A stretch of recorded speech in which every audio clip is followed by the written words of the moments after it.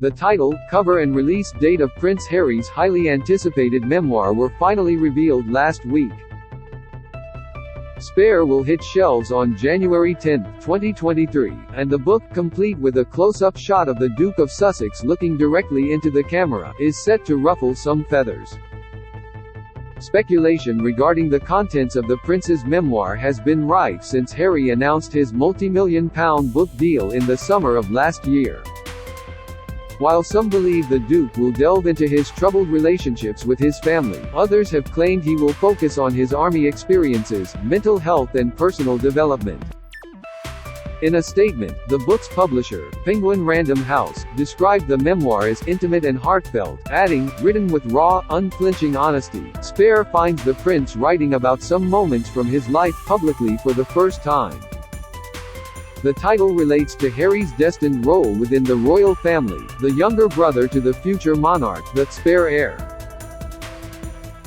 The role has been problematic in the past, according to royal expert Pauline McLaren, who noted some of the previous holders of the position, including Prince Andrew and Princess Margaret.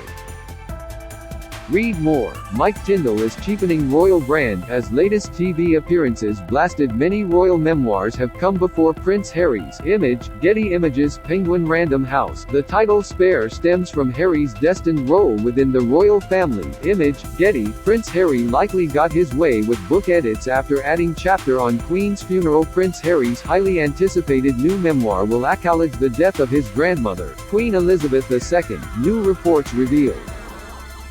His bombshell tell-all book, titled Spare, was largely written before the Queen's death, but its publication was delayed to January 10 following the state funeral, Harry's publisher confirmed. What could the book share about the Queen's death? Read more here. So I imagine Harry, is going to use the idea of Spare, which I do think is quite a brilliant title by the way, to merely put over his own personal experience of having to face that challenge of feeling spare, not feeling he belongs completely or that he has a role for the future. The book, it has been reported, is a concern for the royal family, who are understood to be bracing for the worst. It has been speculated that Harry may offer insight into the tensions that have played out between him, his wife Meghan Markle and the UK-based royals. In an interview with American news network CNN this week, royal commentator Sandro Manetti discussed Harry's book and declared it a new twist in royal affairs, never done before by a member of the family. He said, "It is raw, unflinching and honest," according to the press release. From Harry's point of view, he wants to get his own narrative out there as a matter of public record. This is nothing that royals have ever done before, so we're in entirely new territory. But this is not completely true. The prince's memoir will join a gossipy library of royal tell-alls, with Harry simply adding to a plethora of revelations surrounding secrets and scandals of palace life. Harry has promised an accurate and wholly truthful account of his life. Image, Express. Co.uk. The forgotten nanny Marion Crawford was the friend, governess and close confidant of Princess Elizabeth and Princess Margaret. Affectionately known as Crawfie, she spent years living in close quarters with the young royals and was known to be well loved by the future queen and her younger sister. Following her retirement in 1949, Crawfie made a decision that forever severed the trust between her and the royal family. She was approached by American mass circulation magazine, the latest home journal, with an offer for her memoirs of between $6,500 (£5,775) and $85,000 (£75,221), depending on which reports are to be believed. Having been urged to accept by her husband George, Marion went to Queen Elizabeth, later the Queen Mother, for advice.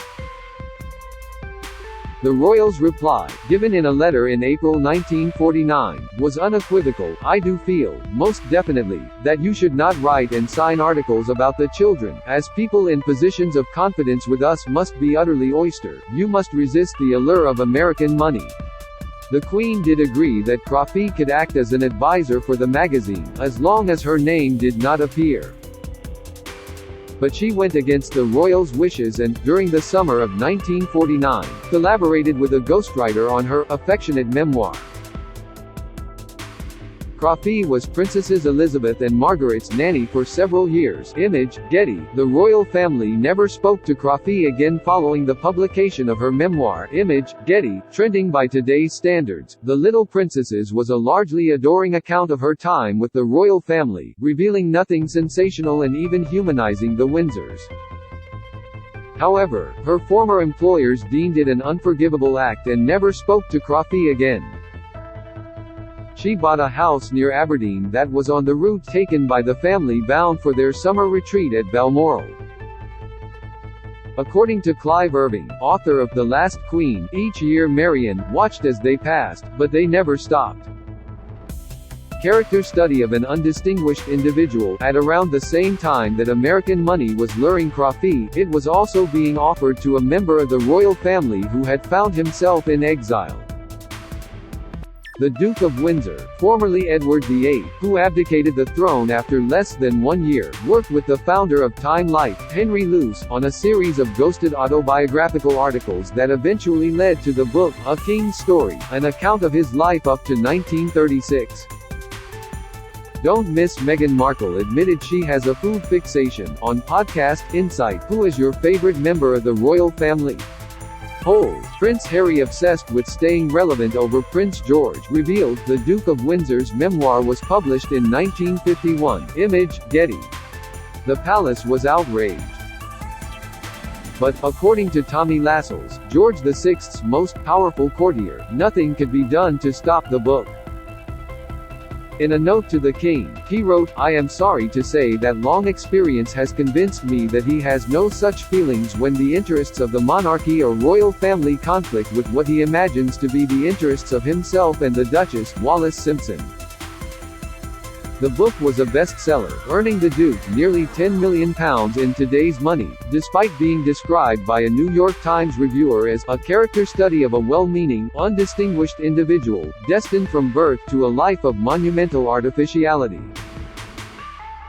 To some, it is a surprise that Prince Harry's book is being viewed in the same way a lifetime later. Writing for the Daily Beast in August, Mr. Irving said, "The spirit of Lascelles seems astonishingly to be still alive in the way that Harry's book is being viewed within the family." King George VI's secretary Alan Lascelles, known as Tommy in 1948, Image, Getty. He explained that for the late Queen, Lascelles remained very much a fondly remembered tutor and guardian, rather than an irrelevant anachronism, adding that the monarch wished the ramparts of her own privacy are as unviolated as they were in the 1950s. By contrast, in recent years, the royal family have been praised for being more open and approachable. Professor McLaren claimed that Harry's personal and emotional account may earn him some favor, particularly with younger generations of royal watchers, who already have an affinity for the Sussexes and the late Diana, Princess of Wales. She said, "I think Harry, is hoping this is another chance to appeal to many, I would say particularly that younger generation." Mr. Irving said, "Harry has every right to tell his story, and to have it told well," referring to the book's Pulitzer-winning writer J.R. Moehringer. Harry's book is expected to go down well with the younger generations of royal watchers. Image, Getty. Diana's true story. It wasn't until 1992 that the next royal biography was published and sent shockwaves through the firm. The year that Queen Elizabeth II celebrated her 40th year on the throne came to be known as her Annus Horribilis, and the turbulent 12-month period kicked off with the publication of Diana, Her True Story, a detailed account of the late princess's experience as a senior royal. The book, written by journalist Andrew Morton, chronicled the steady disintegration of Diana's fairy tale life as the heir to the throne's wife. It recounted the acrimonious battle between the Prince and Princess of Wales, shared Diana's accounts of suffering from post-natal depression and bulimia, and rebelled against every convention of what was acceptable in a royal biography. After the princess's death in August 1997, Mr. Morton confirmed what had long been suspected, that Diana had collaborated with him to produce the memoir. It led to accusations of bias against Charles and his long-term mistress, Camilla Parker Bowles, and a chance for Diana to present her own sense of victimhood. Andrew Morton collaborated with Diana to write the biography, Image, Getty. Princess Diana shared personal insight into her experience as a senior royal, Image, Getty. Now, 30 years later, Diana's younger son is attempting to do the same, according to Professor McLaren, who said, Harry will be evoking a certain sense of victimhood in his memoir, having been in the notoriously difficult position as the royal family's spare heir. She continued, he is positioning himself as a victim and he will certainly be hoping that there is a generation who will empathize with him. He's really trying to say, I am just like everybody else. I've had to face challenges in life.